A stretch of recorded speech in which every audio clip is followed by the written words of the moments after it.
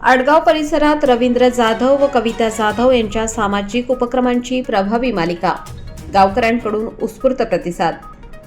आडगाव परिसरात समाजहिताची धुरा खांद्यावर घेत रवींद्र जाधव आणि कविता जाधव यांच्या नेतृत्वाखाली विविध सामाजिक उपक्रमांची प्रभावी मालिका राबवण्यात येत आहे। शिक्षण, आरोग्य, स्वच्छता, महिला विकास, पर्यावरण संरक्षण, युवा घडविणे यासारख्या विविध घटकांना बळ देत सर्वांगीण विकासाचा दृढ संकल्प त्यांनी मांडला आहे।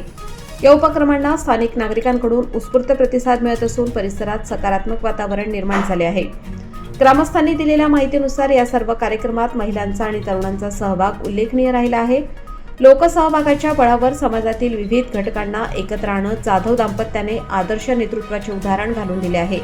त्यांच्या प्रयत्नांमुळे परिसरात विकासाची नवी ऊर्जा निर्माण झाली असून येत्या काळात आणखी उपक्रम राबवले जाणार असल्याचे त्यांनी सांगितले आहे।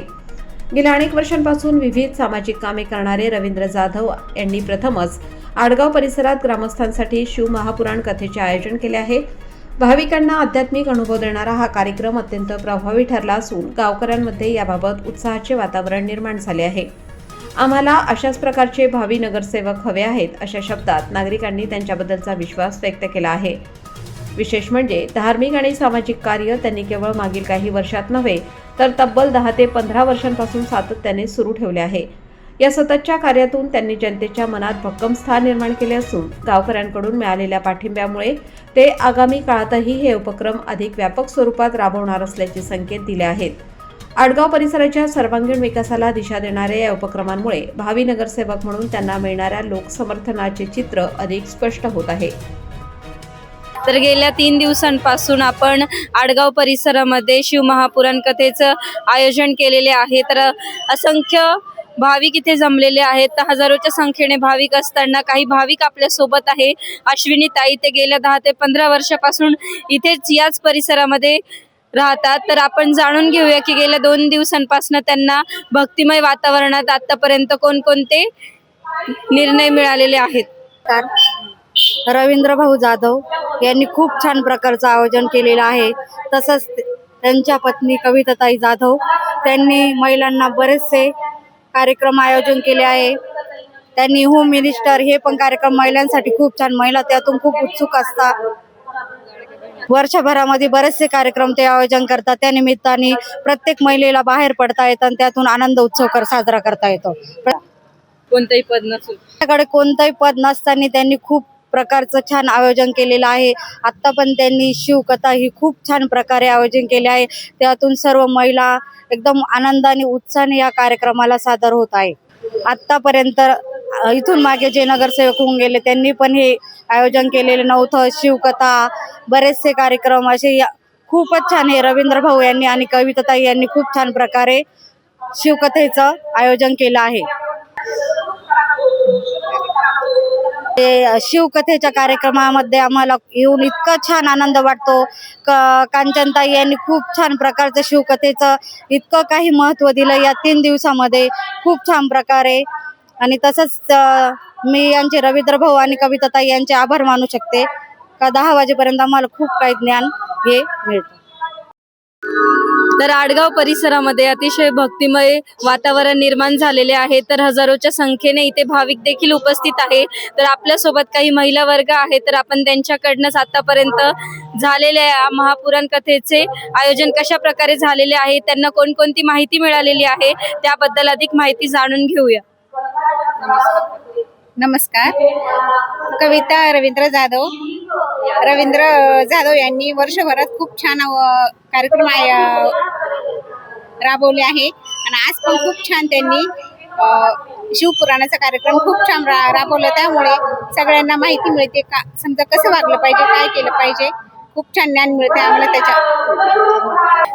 तर आत्ताच आपण महिला वर्गांकडनं माहिती जाणून घेतली। तर आपण बघू शकतो की महिलांसोबत तरुण वर्गाचं देखील आकर्षण इथे झालेलं आहे। ते देखील या भक्तिमय वातावरणात सामील झालेले आहेत। तर अशाच एका नवतरुणीकडनं आपण माहिती जाणून घेऊया। माझे नाव धनश्री। रवी भाऊ आणि कविता यांनी अतिशय चांगल्या प्रकारे इथे कोणत्याही नगरसेविकेने असे कार्यक्रम राबवलेले नाही जे हे राबवतात। कोणते कोणते कार्यक्रम? Home minister show, Shiv Mahapuran कथा, नवरात्र महोत्सव, महिला दिनाचे अनेक अनेक कार्यक्रम सादर करण्यात आले. या शिवपुराण कथेचा आनंद घ्यायला आलेलो आहे. कविताताई आणि रवींद्र भाऊंनी खूप छान कार्यक्रम राबवलाय. त्याबद्दल मी सगळ्यांच्या वतीने त्यांना होम मिनिस्टर आणि महिला दिन आता शिवपुराण कथा ठेवलेली त्यांनी, त्याच्यामुळं शिवपुराण कथेचं सगळे एकदम आनंद घेते. 2 दिवसामध्ये आतापर्यंत तुम्हाला कोणती कोणती माहिती मिळाली कांचनताईकडून? मी पहिल्यांदाच आले. त्यांनी सगळं शिवाचं म्हणजे शंभूचं सगळं अवतरण सांगितलेलं आहे, त्याच्यामुळे खूप बरं वाटतंय. धन्यवाद. तसेच आपण महिला वर्गाकडनं माहिती जाणून घेतली, तर या कार्यक्रमाला तरुण वर्ग देखील सामील होत आहे आणि भक्तिमय वातावरणात तर निर्माण झालेलेच आहे. तर आपण मुलांकडनंच जाणून घेऊया की त्यांना 2 दिवसामध्ये कोणकोणती माहिती मिळालेली आहे. नमस्कार, मी विजय रामदास पेल महाले, राहणार आडगाव. मागील 3 दिवसापासून म्हणजे आज 3रा दिवस आहे. 2 दिवसापासून आडगावमध्ये महाशिवपुराण हे आयोजक करणारे रवींद्र दत्तू जाधव यांनी जी कल्पना सुचवली की शिवमहापुराण आजपर्यंत आडगावमध्ये कधीही झालेलं नव्हतं. प्रथमदर्शनी महापुराणचा आज कार्यक्रम होतोय आणि तो अतिशय खूप चांगल्या पद्धतीने लोक ऐकताय, त्याचं मन लावून सगळ्या गोष्टी ऐकताय. ताई ज्या सांगताय कांचनताई, त्याचं अंतःकरणातून सगळ्या गोष्टी हे करताय, मनामध्ये साठवून घेताय की महादेवांनी काय केलं होतं आणि महादेवाची सुरुवात कशी झाली, कथा काय, हे लोकांपर्यंत पोचतंय. यातच आम्ही आमचा आनंद मानतो आणि रवी भाऊंना नक्कीच या कार्यक्रमानंतर नगरसेवक होण्यासाठी कुणीही रोखू शकणार नाही, एवढं आम्ही निश्चितपणे सांगू शकतो. कोणतेही पद नसताना रवींद्र भाऊंनी अतिशय उत्कृष्ट कामगिरी केलेली आहे, हे आपण यांच्याकडनं जाणून घेतलेलेच आहे. तर वर्षभरामध्ये तसेच मागील गेल्या 10 ते 15 वर्षामध्ये त्यांनी कोणकोणते कामे केलेली आहे, ज्यामुळे ते नगरसेवक होण्यापासून त्यांना कोणीही रोखू शकत नाही, तर हे आपण यांच्याकडनं जाणून घेऊया. आता मागील काही वर्षांपासून रवींद्र भाऊंचं प्रत्येक गोष्टींमध्ये सहभाग आहे. कुठले कार्य असो, कुठल्या समाजसेवा असो, कोणाची काही अडचण असो, त्या प्रत्येक गोष्टीमध्ये रवी भाऊंचं समावेश प्रत्येक ठिकाणी आहे. आता काही दिवसांपासून रवी भाऊंचे प्रत्येक काही वेगवेगळ्या प्रकारचे प्रोग्राम चालू आहे, लोकांचं मनोरंजन चालू आहे.